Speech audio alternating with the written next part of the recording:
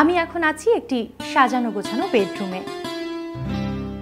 এখন আমি আপনাদের দেখাচ্ছি কিভাবে বেড কভার বিছাবেন এবং পিলো কভার লাগাবেন। আমার সামনে এই বিছানাটি একদম গোছানো আছে, তবুও আমি বালিশের কভার আর বিছানার চাদর উঠিয়ে আবার আপনাদেরকে দেখাবো কিভাবে তা সেট করে রাখবেন।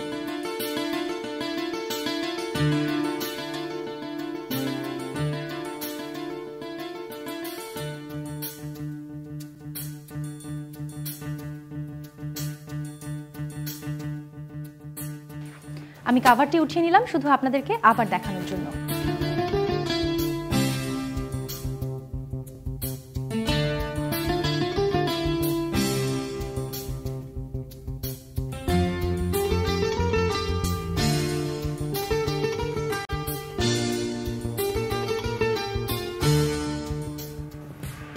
পিলো কভারগুলো আমি খুলে নিচ্ছি এবং আবার লাগাবো।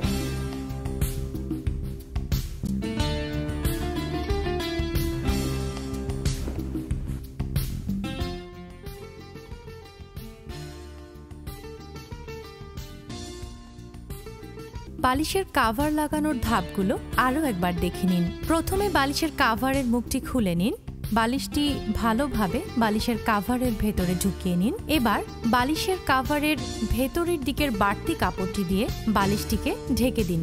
হয়ে গেল আপনার বালিশের কভার লাগানো।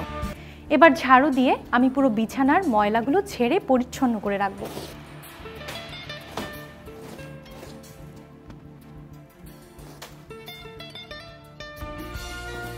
দেখুন, পরিপাটি হয়ে গেল আমার বিছানাটি।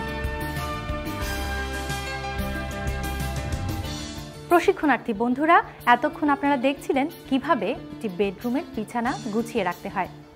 এখন আমি আপনাদের দেখাবো কিভাবে বাকি আসবাবপত্র আপনারা পরিষ্কার পরিচ্ছন্ন রাখবেন। কাঁচ কিংবা ভঙ্গুর কোনো জিনিসপত্র মোছার ক্ষেত্রে খুব সাবধান থাকতে হবে যেন হাত থেকে পড়ে অসাবধানতায় ভেঙে না যায়।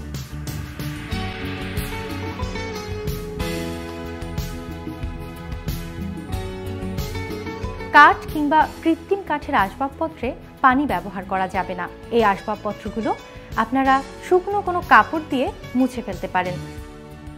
এখন আমি আপনাদের দেখাবো কিভাবে গ্লাস পরিষ্কার করতে হয়। আমার হাতে আছে একটি গ্লাস ক্লিনার। গ্লাস ক্লিনারটিকে এই ফোমে ভালোভাবে স্প্রে করে নিলাম। এবার আমি ক্লিনারটি দিয়ে আলতোভাবে পুরো গ্লাসটিকে পরিষ্কার করে নিচ্ছি। পরিষ্কারের জন্য কোনো পানি ব্যবহার করবেন না। ঘরে যদি কোনো কার্পেট থাকে তবে তা ভ্যাকুয়াম ক্লিনার দিয়ে পরিষ্কার করতে হবে।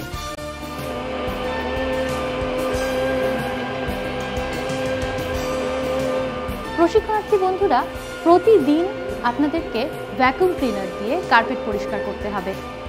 তবে 2-3 দিন পর পর ভ্যাকুয়াম ক্লিনারের ভেতর জমে থাকা ময়লাগুলো পরিষ্কার করে নিতে হবে।